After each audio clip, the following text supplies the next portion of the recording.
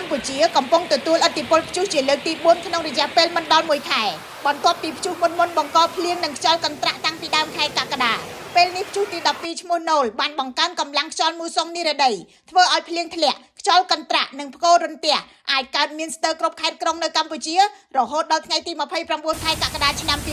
2026ខណៈដែលតំបន់សមុទ្រត្រូវប្រឈមរលកកម្ពស់ជិត2ម៉ែត្រក្រសួងធនធានទឹកនិងឧតុនិយមបញ្ជាក់នៅថ្ងៃទី24ខែកក្កដាថាបើទោះបីជាកម្ពុជាមិនស្ថិតក្នុងគន្លងផ្លូវដើរផ្ទាល់របស់ព្យុះណូលក៏ដោយប៉ុន្តែឥទ្ធិពលរបស់វានឹងគ្របដណ្ដប់លើសមុទ្រចិនខាងត្បូងអាងទន្លេមេគង្គសមុទ្រកម្ពុជានិងទាញខ្យល់មូសុងឲ្យកាន់តែខ្លាំងដែលជាមូលហេតុនាំឲ្យមានភ្លៀងរាយប៉ាយនៅទូទាំងប្រទេសតំបន់ដែលត្រូវប្រុងប្រយ័ត្នខ្ពស់ជាងគេគឺតំបន់ខ្ពង់រាបនិងតំបន់មាត់សមុទ្រដែលអាចមានភ្លៀងគ្របដណ្ដប់រហូតដល់ 70% នៃផ្ទៃដី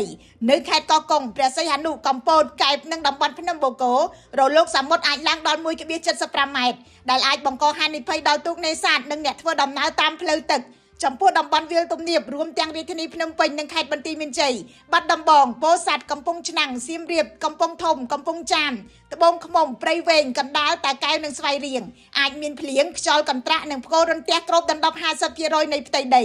លោកអឿងចន្ទថាអ្នកនាំពាក្យក្រសួងធនធានទឹកបានឲ្យដឹងថាក្រសួងបានផ្ញើសារព្រមានតាមទូរស័ព្ទទៅកាន់ប្រជាពលរដ្ឋនៅតាមបណ្ដាខេត្តដែលអាចរងឥទ្ធិពលពីព្យុះទី12នេះក្រសួងធនធានទឹកបានប្រាប់ពលរដ្ឋឲ្យជៀសវាងធ្វើដំណើរតាមផ្លូវទឹកឬចេញនេសាទនៅពេលដែលមានភ្លៀងខ្យល់ខ្លាំងនិងរលកសមុទ្រខ្ពស់មុនរងឥទ្ធិពលពីព្យុះណូលនៅក្នុងខែកក្កដាតែមួយកម្ពុជាក៏រងឥទ្ធិពលពីព្យុះទី9បាវីព្យុះទី10ម៉ៃសាក់និងព្យុះទី11ហៃសិនដែលបានធ្វើឲ្យតំបន់នានានៃខេត្តមួយចំនួនលិចលង់នៅក្នុងជំនន់ទឹកភ្លៀងប៉ុន្តែដំណាលគ្នានោះកម្ពុជាក៏កំពុងរងឥទ្ធិពលពីបាតុភូតអេលនីញ៉ូដែលបង្កគ្រោះរាំងស្ងួតប៉ះពាល់ស្រូវជាង 18,000 ហិកតានៅតាមខេត្តយ៉ាងហោចណាស់7ដែលកំពុងតែរងចាំប្រភពទឹកខ្ញុំរស់សុធាពី News Today NTTV